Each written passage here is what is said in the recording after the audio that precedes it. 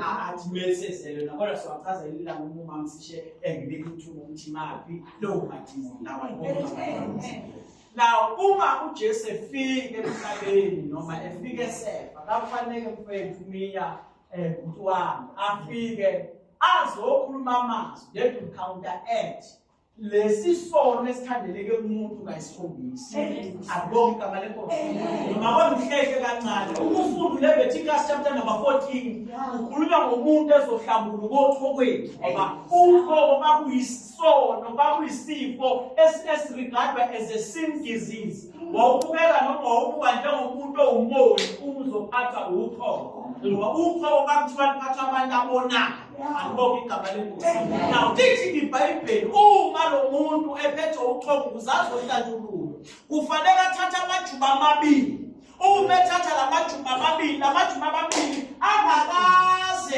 alale noma angakaze akhamisela amaqanda athathe la majuba amavajini abonke igama lenkosi uma ufunda uMateyu ingilosi ithi yethi Maria ubusisiwe esibazaneni ukhuluma nentombi engakaze ibonane nomuntu wesilisa eyayisilungiselwe ukushada albonke igama lenkosi eyayimiselwe indoda ifakwe iringi ye-engagement ring albonke igama lenkosi ilungele uyoshintsha isibongo sayo now lithi iBhayibheli-ke lo muntu athatha amajuba amabili ayoyiveza kumpristi uma efika kumpristi umpristi uzothatha indoda ijuba alihlabe uma ehlaba leli juba ebesiyamqhela ngayisikhombisa wokukhawunta-acta isono esikumuntu esiku-7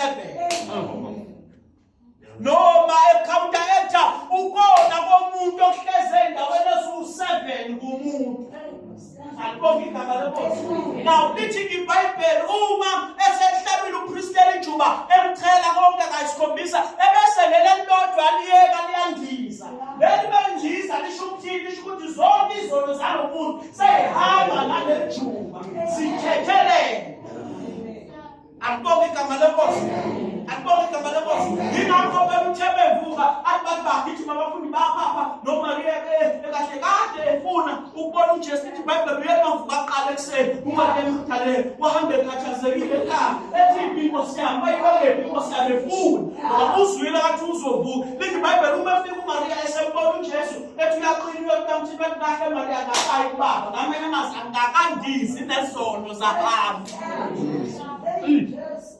Nikhona bazalwane lithi iBhayibheli la sifunda uJesu uthi baba ezandleni zakho now why ke mamsishi uJesu akhuluma amazwi awu7 number 7 siyazi sonke it is the number of perfection but ngicela sibheke ngalolu limi lesiGriki leli unumber 7 leli igama lithi perfection in Greek lisho ukuthi katatimos igama elithi katatimos ngesiGriki lisho ukuthi to remove and to supply albonke igama lenkosi lisho ukususa ebese futhi siyasupply ngamanye amazwi uJesu lesikhathi ephuma amazwi ayisikhombisa kunezinto ezisusa ephinde futhi supply ingakho uzokuzwa ethi baba mathethelele ngobaba bazi lokho abakwenza he was removing isono wayemathethelele uzomuzwa ethi namhlanje wena uzokuba ngiyisaplayile grace umuntu ongayifanele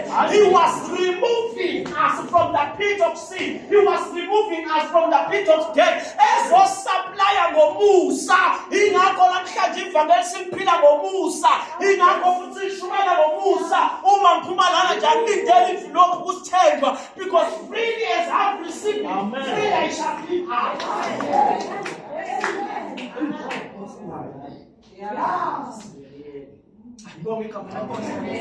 so kakufanele uwile ayizele he was here to remove and to supply. Bonke igama lenkosi. Yinye nje kuphela into ayizele mawa. Wayeze ukuthi remove ebese supply. Bonke igama lenkosi. Sesifana kodwa into kakhulukazi ayizele. Akayizele. Ukuzosi-remove and to supply.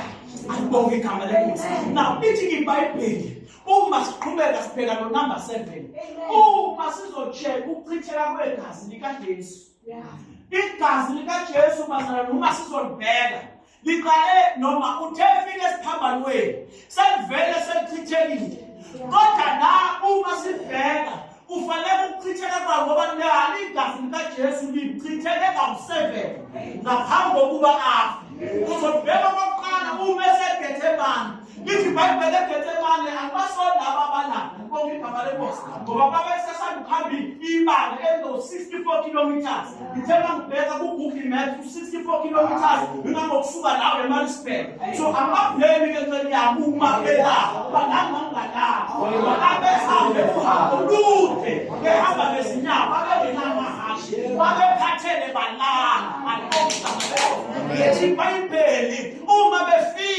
bafike ngokukhathala bafike balanga akubonga igama lenkosi emlandeni ke kwabo kanti uJesu phela uJesu akakhathala siyaye uNkulunkulu ngeke sifane naye singakhathali alibonga igama lenkosi ingakho sizohlabela umhlabelo lokuthi uma ngikhathala endleleni unika amandla bayena akakhathali ngikhathala nangike samandla kodwa likhona iBhayibheli basalwa lithi iBhayibheli lithi uNkulunkulu wahamba ibanga ngokujijela inje iBhayibheli wathi bafika lapho washayeka phansi wabuqa wathandaza nawubamba asizwe conversation yomthandazo phakathi kwakhe noNkulunkulu kepha siza nasegcineni sithi baba uma kukuhle ngakudlule lesisitha iBhayibheli washo kokuqala wathi beqeda umthandazo wokuqala hamba abafundi bakhe wathi nilalele nivukane nikhona bazalwane ayiphinde zangayizwa futhi mamsisha conversation senza ngasekhini nasethi baba uma kukuhle madlule lesisitha waphindela futhi bafundi wathi hayi bobantu tatlalele iBhayibheli waphindela futhi okwesithathu yabona njengoba babuza kathathu ngicela ukusho lo umhle sibaba ebazophikisa uJesu engasafuni ukusipela Oh, my Jesus, my God.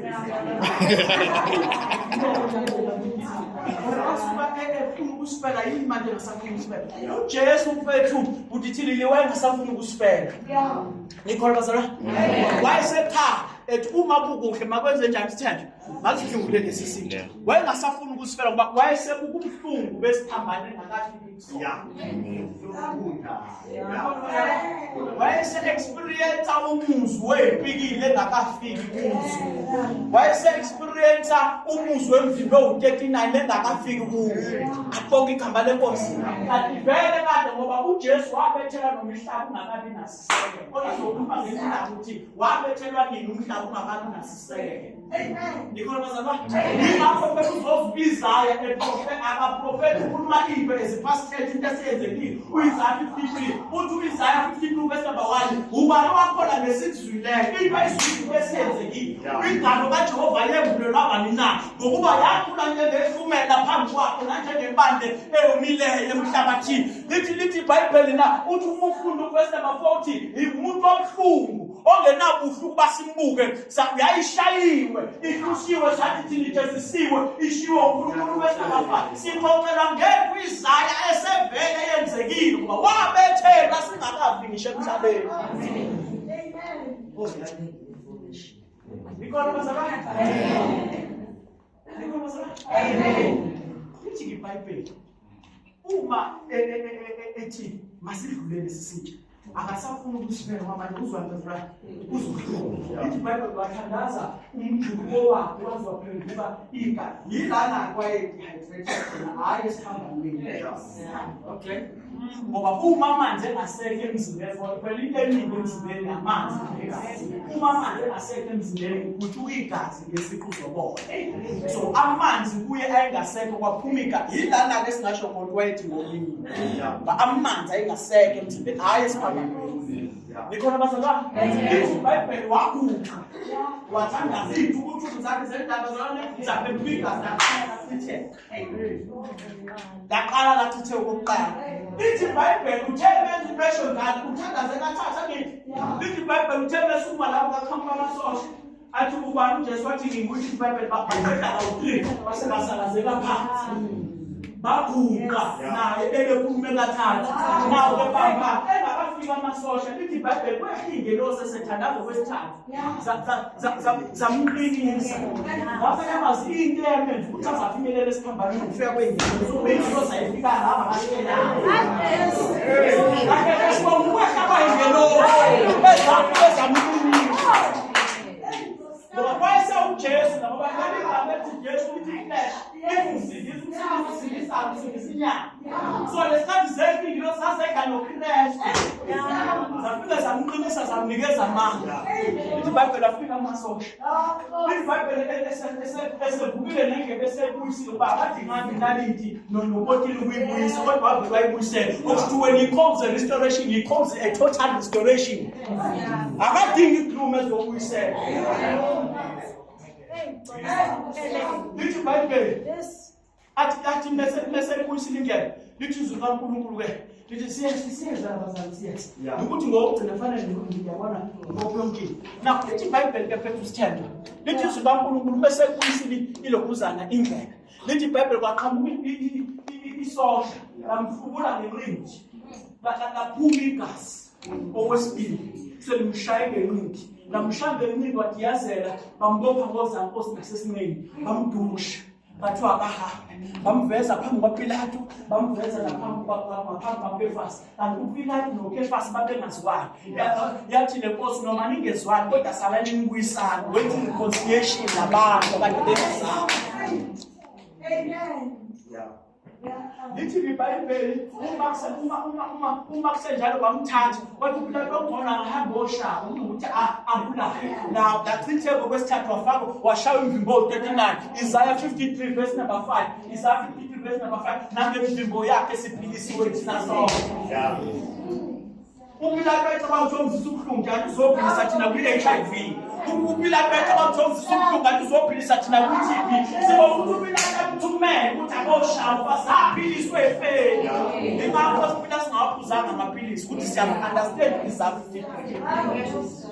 lithi iBhayibheli ubebuye ekushaweni uze njani ubuye ekushaweni lithi iBhayibheli kanti sekukhona osethi umqhele wamehlo amanye amakhosi ebazela umqhele wegolide nowesiliva kodwa liyanikeza umqhele wamehlo lithi iBhayibheli bathi bowufaka base bawuqinisa laphuma igazi okwesifo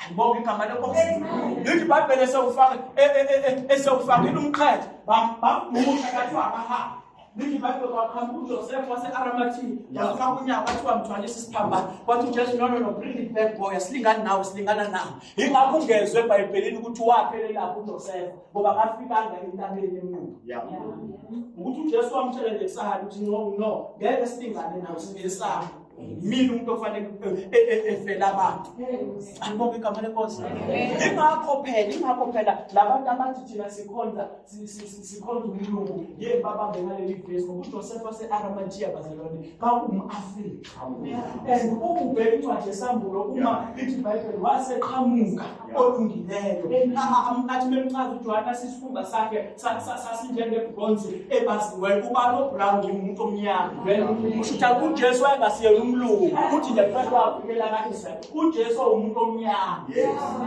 athi ngikani ithome ngani move le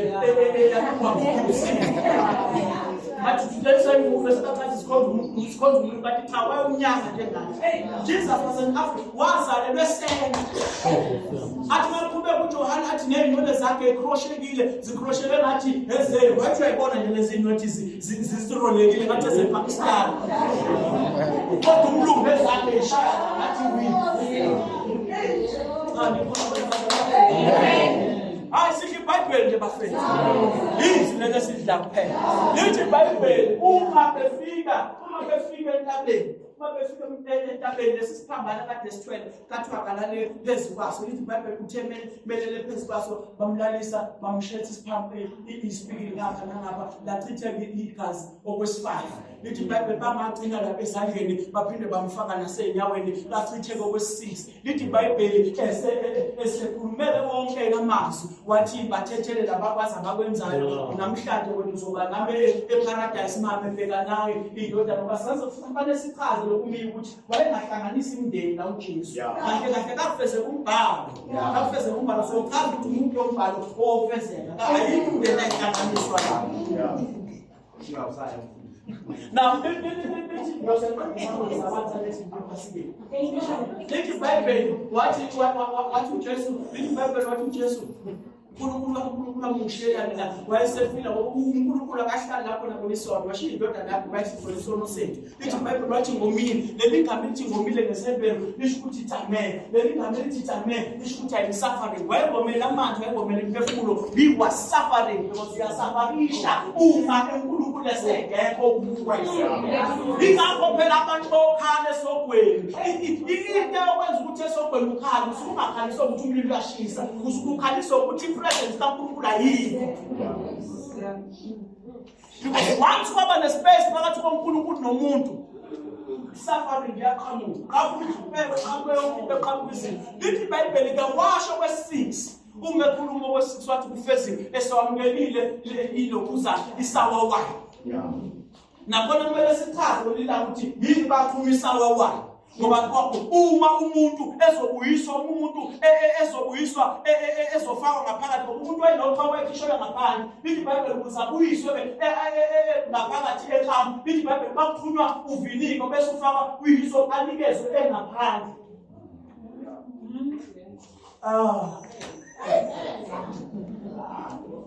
lithi iBhayibheli uma besasifika la number 7 asifiki uma besasifika la number 7 yilapho esepheliswa khona now khona indawo ayishile ubaba athi ngizoyiqedela ukuthi uthele baqeda ukuthi it is finished work now the question is to come to Jesus ukhuluma bani uma kuthiwa uthe uma ukhulumele 6 wathi uyafa futhi ngibonga malekosi ngesikhathi kufa lo la kulesikhathi efa la kule le6 bakufa flesh inyama yayifa wathula nje uKristu sengaphakathi enyameni ezalo Maria wathi kulungile kona flesh ungafa ngapha umzimba uzosala ingakho lo muntu ehlukene kathathu umoya uphila enyameni unomphefumulo Angibonge igama lenkosi. Lithi iBhayibheli uma sifika la number 7 wathi wamemeza ukuthi kumemeza abantu ke kumemeza uKristu.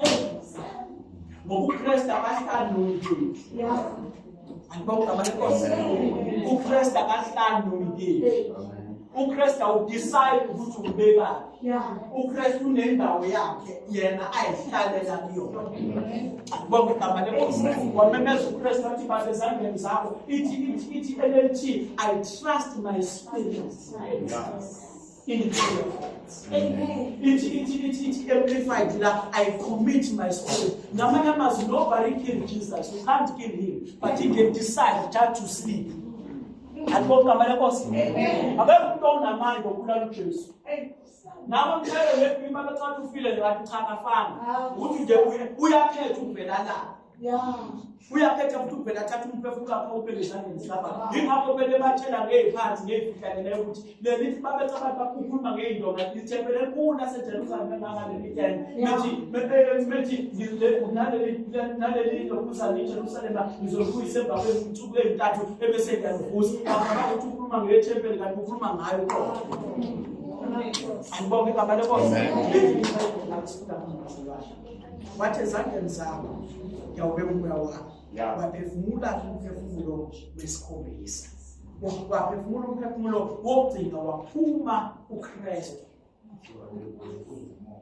Waphuma ukazalani uKristu. Wohla izandleni zikabani zikabani. Ngicela nje amadoda amathathu akhambana ngaphambili. Akufunde amadoda amathathu abakulobe sondela nawe. Babe bathambile. Lithi iBhayibheli uma esefile sesiyathandaza. Lithi iBhayibheli mfethu usithetha uma esefile. Wafuneka ukuthi uma esefile uze kubonakala ukuthi wonke abantu bafile abazenzisi.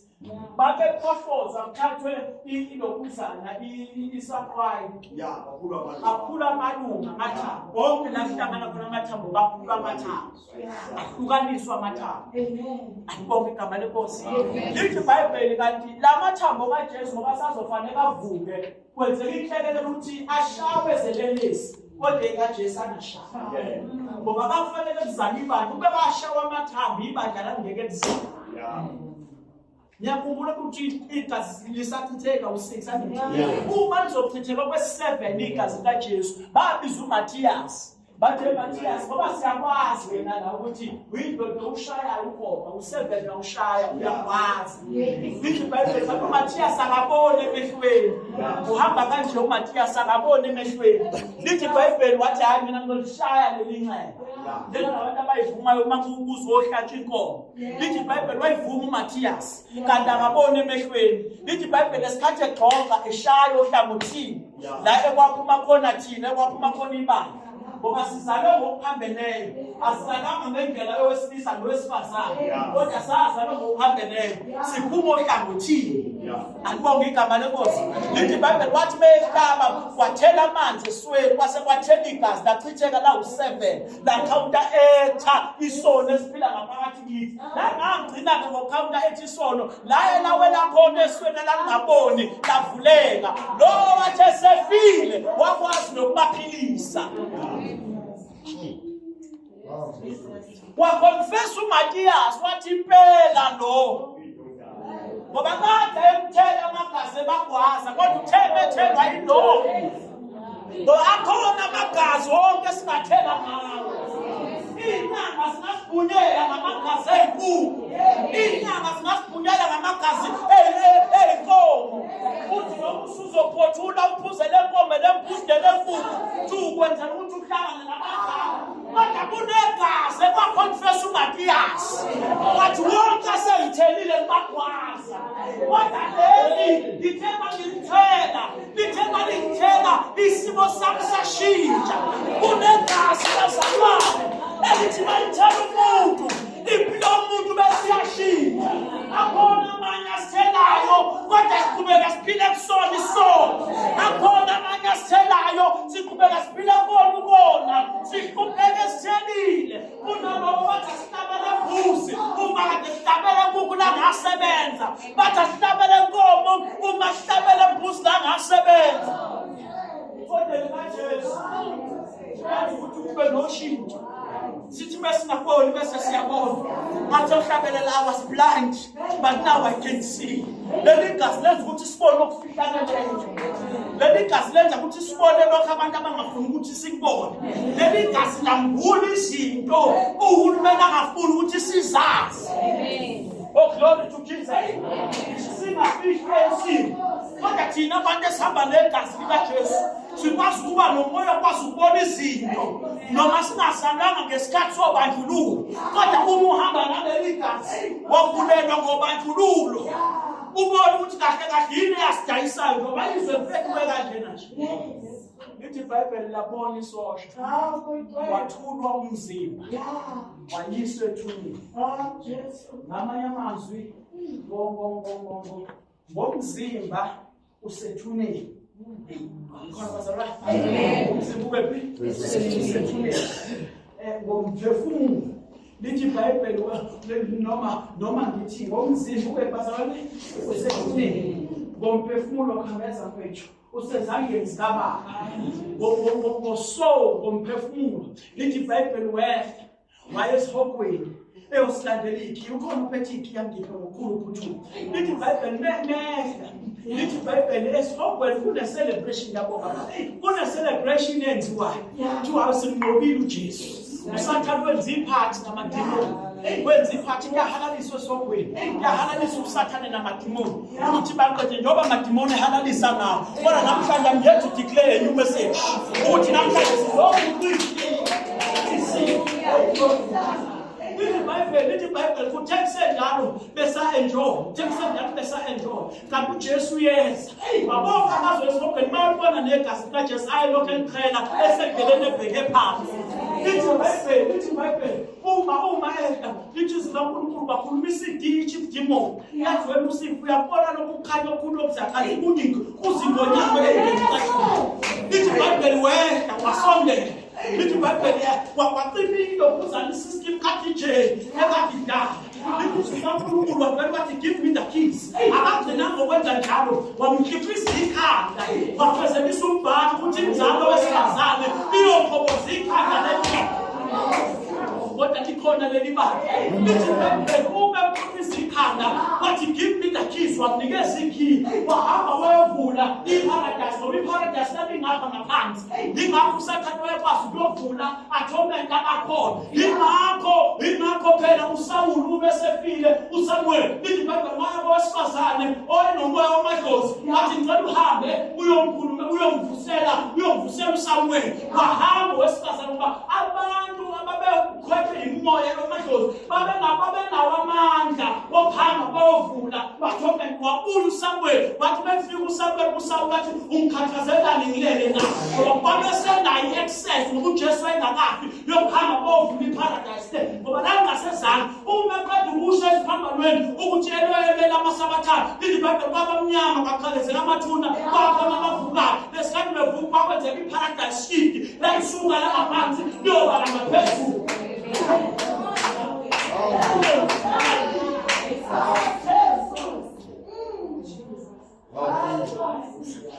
Nicole Masala. What you give me the keys? Basarende key. Lithi Bible basarende key. Wamnikeza ikey. Bonke igama lenkosi. Wamkhiphisa. Usathane. In other words, when ukhathazwa yinto esingenakhanya senomsila amanye abantu usathane utshengisa ngomsila lephekephethe nje ayisenalikhanda itshengisa ngomsila lesisona ophila kuso asinakhanda sisenomsila ukuthi the perfect understanding yokuthi i-cases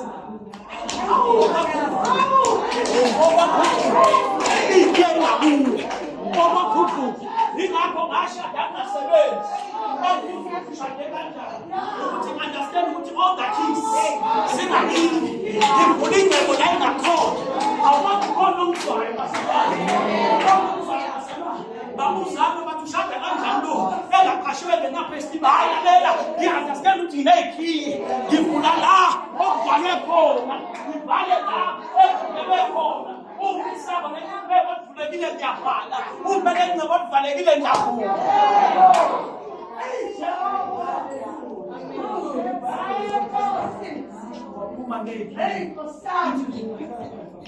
Lithi Bible ngiyabonga. Lithi Bible uma evuka nekhini lithi zikaNkulunkulu bathatha uphethe muzwele nevuka uthi yahambani watshela abafundi bakho lingamlibali nophethe.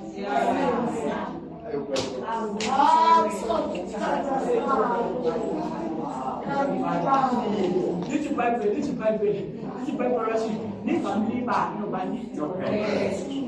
Uphethe usasanda ukumphika ngendibele ngithathele wathi akagaze ngasayi. Lithi Bible wasathe umuntu esifazane angiyazi noma isisho ngisho noma esesho lesifazane ngisho ukukhuluma kwakho.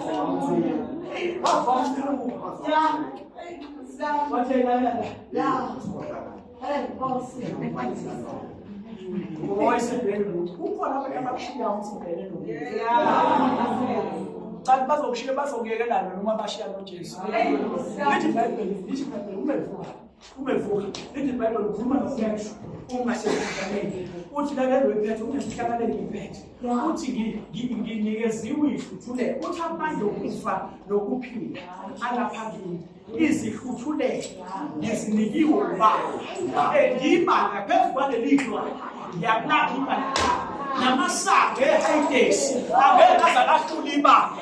Yini amasango ehayidesi angeke lahlula ibanga? Ukuthi ibanga ikhiye ngakulo. Manje into enza ukuthi ibanga kulesi sikhathi esiphila kulo lahluleke ukuthi understand the significance ekhiye eziyiphetheyo. Ngoba sakhelwe sedanyana sakhelwe phezu kwesisekelo nabaprofesa. Uma ikiye zanikezwa umpostoli kuphela. Ithi iBhayibheli zakhele phezulu kwesiko sakho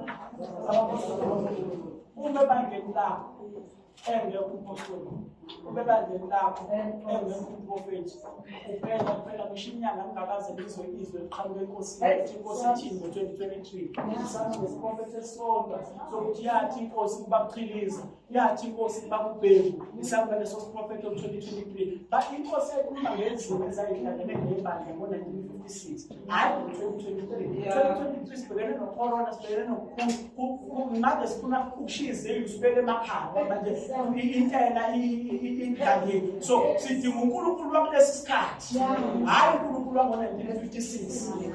So uma bangene ngekho umprofethi, uma bangene ngekho umpostoli, lelo bandla linazikile ngoba ikhiye zakhe zanikezwa abapostoli nabaprofethi.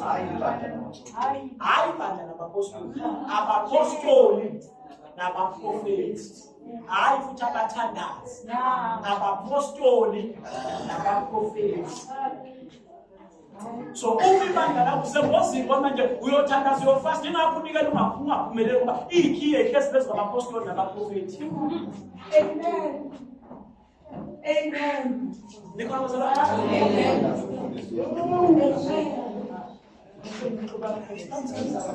Amen.